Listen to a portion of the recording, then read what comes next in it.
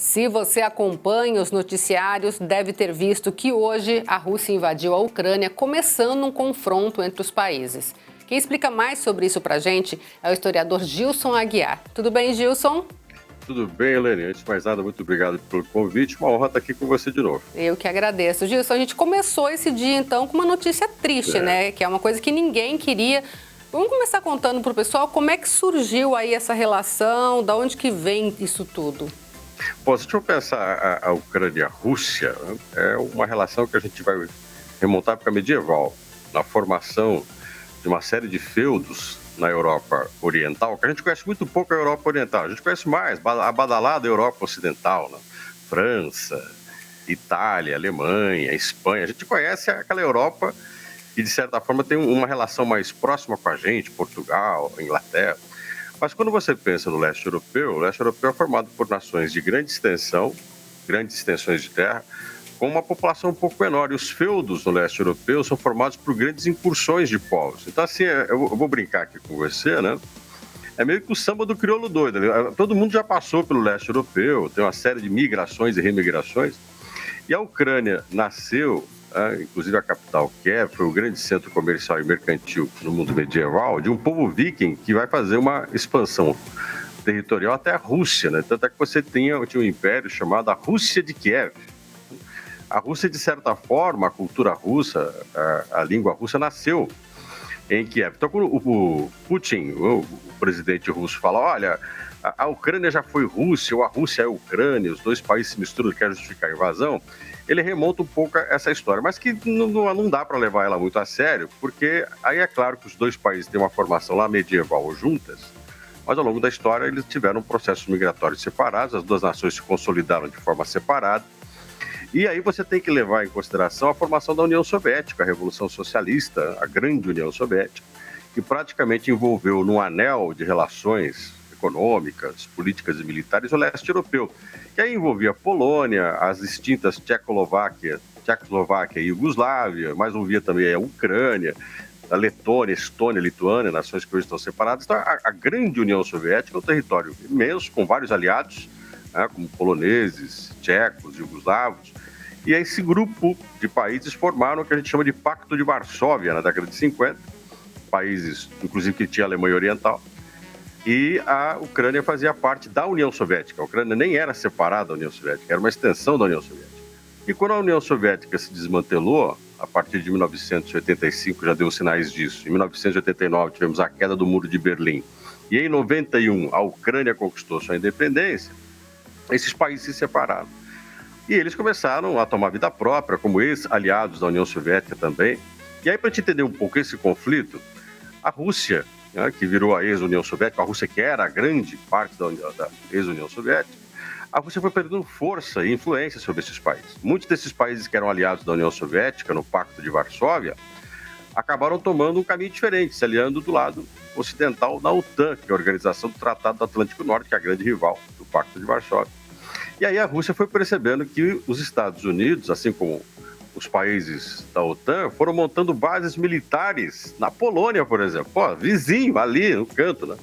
Na Estônia e Letônia, pô, na fronteira com os russos, né? E você começou a ter outros países que foram ingressando na OTAN, como a Hungria. Então a Rússia foi olhando para o lado e foi aparecendo base militar da OTAN para todo lado.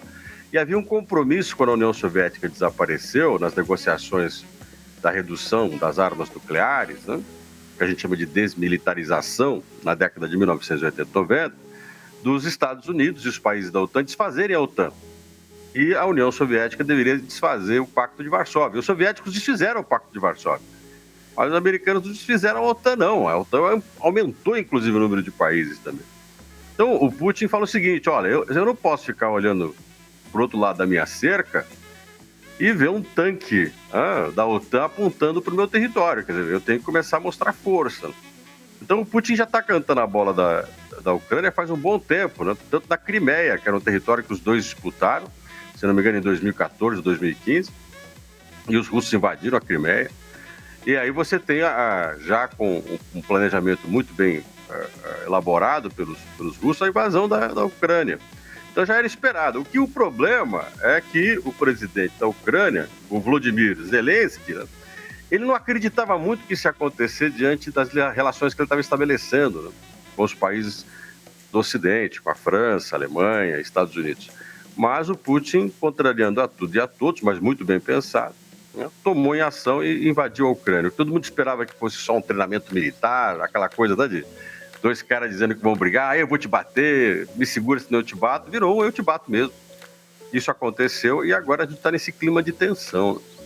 Agora, Gilson, no mundo que a gente vive hoje, nos dias de hoje, essa coisa de invadir terra, que é uma coisa lá de trás, é muito medieval, né? Eu ouso dizer até, e me perdoe se eu estiver errada, mas que parece uma coisa de criança birrenta. Criança que não resolveu os problemas lá na infância e agora fica fazendo esse tipo de porcaria no mundo. A gente tem uma colocação sua que eu concordo, a gente fica muito assustado, né? Porque diante de uma civilização que tende a valorizar o diálogo, a diplomacia, a negociação, a preservação da vida, né? O mais importante, a gente tem essas ações, né, de extremismos. Mas aí, Elaine, tem um dado que eu vou até usar um termo da antropologia, que não é um termo meu, né, do Bronislau Basco, de alguns antropólogos, o próprio Lévi-Strauss fazia isso. Ele dizia que no mundo tem duas coisas importantes quando você pensa em diversidade de povos, né?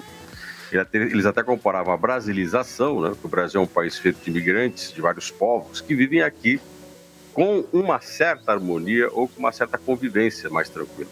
E o que a gente chama de balcanização, que é realmente a região balcânica na Europa, o leste europeu, que é uma região muito tensa, que envolve muitos conflitos, que vão de questões culturais, religiosas, disputa por identidade territorial. Não sei se você se lembra, na década de 90, a Guerra do Kosovo, né? Aquela discussão em formação de Montenegro, a Sérvia, a Bósnia.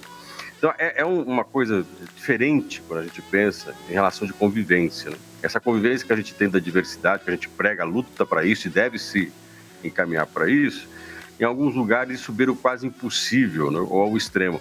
Associado a uma Ucrânia, voltando à questão da Ucrânia, de um leste europeu, como diz o Enzensberg, muito pouco conhecido pela gente. A Europa Oriental, o leste europeu, é muito pobre. Tem algumas regiões, né, desse mundo que depois do fim da União Soviética se empobreceu demais. Muitas populações agrárias viveram à beira da miséria. E aí quando você tem algumas dessas pessoas, elas são meio saudosistas. Elas pensam, poxa, lá no passado a gente era feliz e não sabia, né? Então você tem esses conflitos que associam desigualdade econômica, questões religiosas, questões culturais e questões de identidade, né? Eu vou chamar de identidade étnica, de uma certa forma. E para a gente é meio estranho, né? Porque a gente fala, pô, mas para que brigar? Para que tudo isso? Naquela região do leste europeu faz algum sentido, né? Não para esse ponto. Não estou justificando o Putin, de forma alguma, né? Mas ele sabendo disso e sabendo jogar o jogo, né? Jogou o jogo pro lado dele. E agora tarde, pelo menos, ia ter algum resultado, o Biden ia dizer alguma coisa, não sei se saiu alguma coisa. E o que o Biden vai fazer, contra a vontade dele, né? O presidente Biden, ele vem de uma linha muito traumática de presidentes a partir do Obama, que tiveram que herdar do Bush, né, do George Bush filho, um legado de intervencionismo norte-americano que custou muito caro para os Estados Unidos. Custou financeiramente e custou também diplomaticamente. A gente não pode esquecer que os americanos tiraram agora há pouco as suas tropas do Afeganistão, ficou mais de 20 anos lá. Aquilo desgastou os Estados Unidos, teve um custo operacional enorme para os norte-americanos, levou presidentes a caírem na impopularidade. Então, aquela coisa, ninguém mais quer mexer na presidência dos Estados Unidos.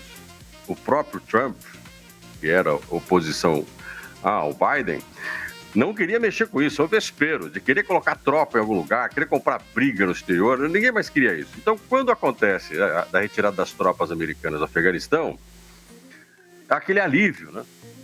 Uma linha de presidentes que vem do Obama até o Biden, passando pelo Trump, eles falaram, nossa, nunca mais eu quero mexer com isso, não entro mais na briga dos outros, nem matando. E, de repente, agora os americanos são chamados a responderem por isso. E o Biden está naquela situação, ele tem um compromisso com a OTAN, ele tem um compromisso com os países que fazem parte da Organização do Tratado Atlântico Norte. Os Estados Unidos se comprometeu a reforçar a OTAN, então ele vai ter que pensar em deslocar pelo menos tropas para os países que pertencem à OTAN, como a Polônia, por exemplo, está ali na fronteira, né? A Letônia, tem muita gente preocupadíssima com o que pode acontecer. Mas, sinceramente, eu vou ser bem franco contigo, a Ucrânia está sem pai nem mãe. Ela vai ser invadida, vai ser pedido pro o Putin sair, mas ele não vai sair, né? Não vai sair. E nós vamos assistir aos poucos uma anexação parcial ou integral da Ucrânia, com algumas resistências internas, né? Eu acho que esse conflito ainda leva um tempo, porque você vai ter resistências internas, mas uma ação muito rápida do exército soviético, que é o segundo exército, a segunda força armada do mundo. Eles são muito rápidos de invasão. Então, a invasão russa, ela está consolidada. E, sinceramente, fechando essa minha conversa com você, eu tenho dó dos ucranianos, né? Complicado. Que estão sozinhos. Eles vão ter que sofrer as consequências disso. Tá certo, Gilson. Muito obrigada pela sua participação aqui com a gente. Eu que agradeço, Helene. Sempre uma honra. Muito obrigado pelo convite mais uma vez. Obrigada.